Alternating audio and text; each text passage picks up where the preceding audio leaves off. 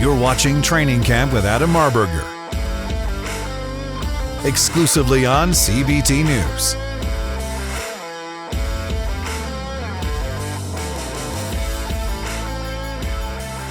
Welcome to another episode of Training Camp, exclusively on CBT News. I'm your host, Adam Marburger. I'm a black belt in Brazilian Jiu-Jitsu. I'm a black belt in automotive. This show is designed to help automotive professionals grow personally and professionally to ultimately receive the rank of black belt. Today's a special day. It's a beautiful day.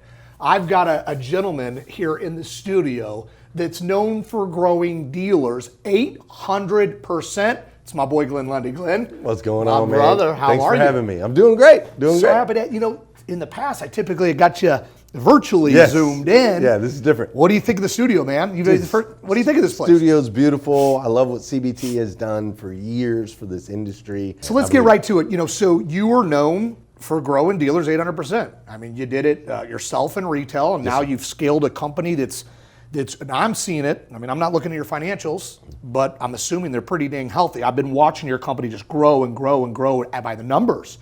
So what's new? What's new with 800%? What's going on? Let's talk. Oh my goodness, everything's new, right? The speed of business is continuing to rapidly accelerate. And so we have, as a company, it started off just me working with owners and general managers directly, helping them with inventory strategies, marketing strategies, and their people and their processes. Really, how do we scale this thing? Now, fast forward, we've got a team of 12 people. We just moved into a new office space, which is incredible. And we now have what we call a whole dealership solution. So we're working with sales managers, salespeople, finance managers. I'm still working with owners and GMs.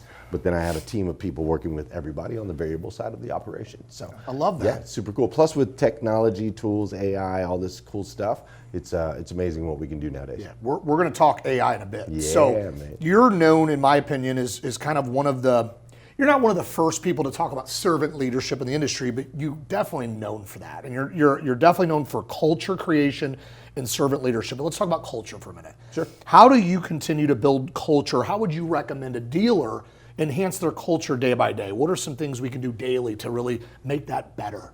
Yeah, it's actually interesting. It's probably backwards from what most people think.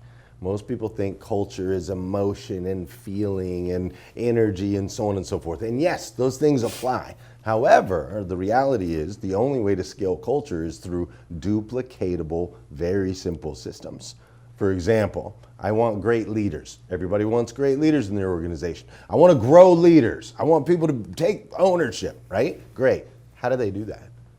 What is the system?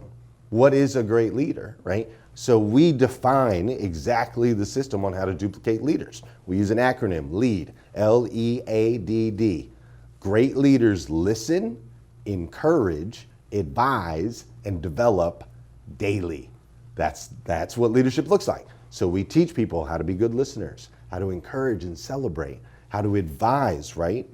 When I say advise, like tell me the truth. Tell me the truth. Yeah. The best mentors in my life, the people, anybody watching this show right now, if you think about the most impactful person in your life, it's the person that told you the truth. But the problem is most managers just go to the telling the truth part. They forget to listen first, to encourage, then tell people the truth, and then show them through development what to do, right? So the key to culture is having duplicatable, scalable systems that we can apply as we continue to grow, ultimately bringing the best out of people.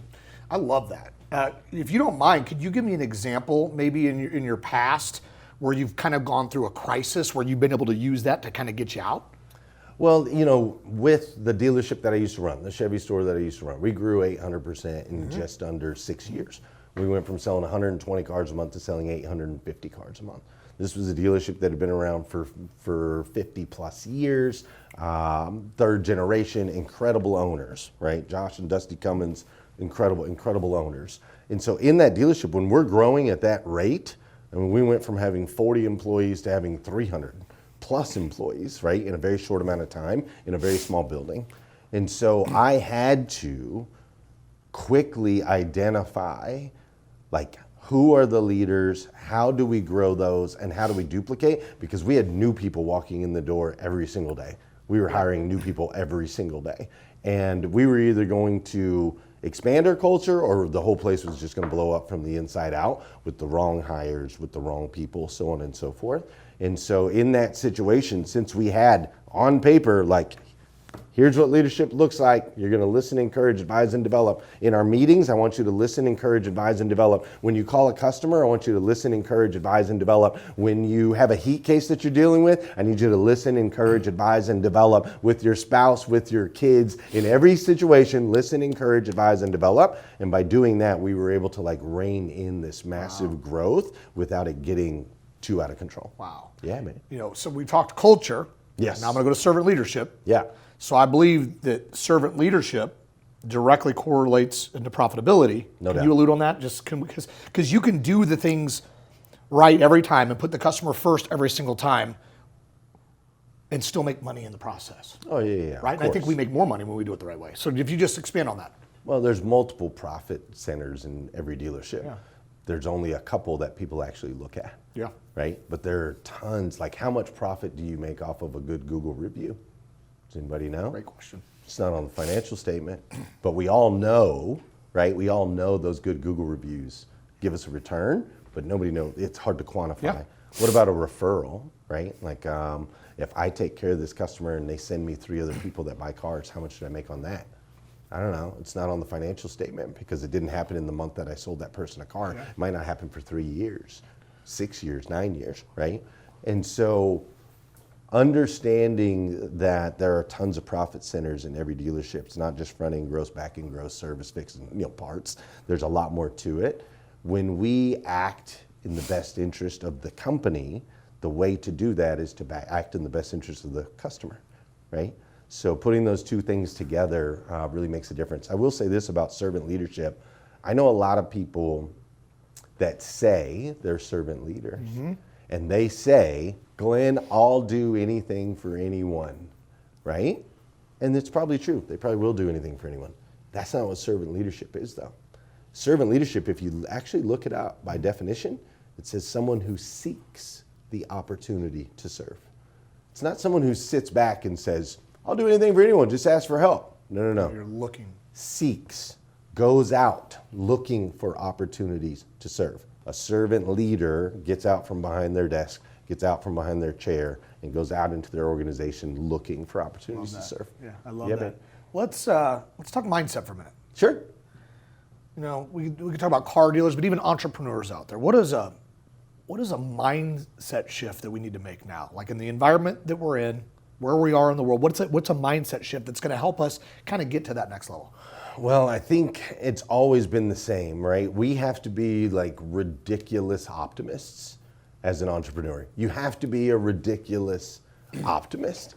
And that can be very challenging in today's world, in today's society, right? There's so much negativity, there's violence, there's division, there's a lot of pressure, there's a lot of competition, right? Like there's a lot going on that could easily distract us from the desires that we initially had when we became entrepreneurs, when we first went into business.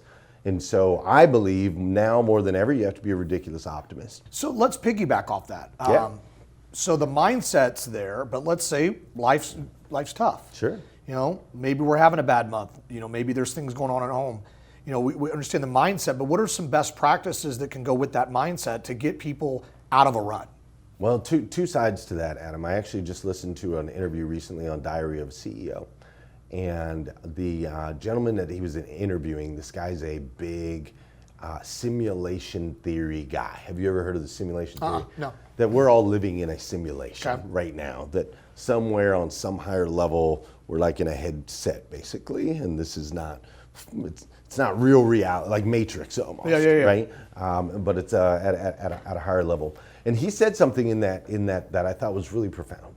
He said, what if the supreme being, the thing that's beyond what we understand, what if it interprets pain different than we do? What if it interprets pain as actually a signal that's positive versus a signal that's negative? What if it interprets struggle as a positive signal, not a negative signal, right? Like we interpret pain. We say, oh, I don't want the pain. I don't like it. I hate it, right? I don't want the struggle. I don't like it. Life sucks right now. I want it to be easy. I want it to be cool. I want it to be calm. Can I please get some calm water? It always has to happen to me this way, right? Like we're interpreting it that way. But what if we interpreted that and said, oh my gosh, I'm in pain right now. I'm in struggle right now. That means that growth and possibility is around the corner. Like these are signals that I'm moving in the right direction, not signals that I'm moving in the wrong direction. Yeah. Does that make sense? It does. Right? So just kind of shifting the mindset around that. And then as far as practical application practices, I'm a big component. I know you're a big component, and a lot of our friends, the morning routines, man. If you change the way you start your day, it makes a massive impact in your life. Simple as that. So I do 5 things every single morning, right? Never hit the snooze button. Don't touch my phone first thing in the morning. Write down my gratitude and goals. Take care of myself physically, whatever that looks like, and send out an encouraging message. Doing those 5 things every day, no matter what happened yesterday, no matter what airport I was in, what delay that I had, or the 3 states I've been in the last 3 days, and the limited, if like very little sleep that I've had, no matter what, it's we get up and we do those 5 things. It helps sets the stage. So gratitude and goals, right? Gratitude and goals, gratitude and goals. And at some point, maybe you get to the point where you're like, dude, I'm grateful for the mess. I'm grateful for the struggle. Yeah. I'm grateful for this season, this challenging season. Because if it's not for the challenging season, then we can't build the muscles and create the, that'll set us up for the opportunities of the future.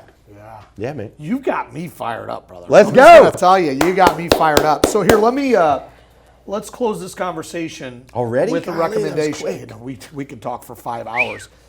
What would be I'm a big book guy. Yes, me too. What would be something that you've read recently or something that you've read in your past that had the most impact for somebody that might have a setback in life? Somebody that's maybe kind of stuck that needs to maybe get a little bit unstuck? What would be a recommendation that you'd like to share? A good book for somebody who's stuck that wants to get unstuck. Outwitting the Devil would be the book I would recommend for that. Yeah.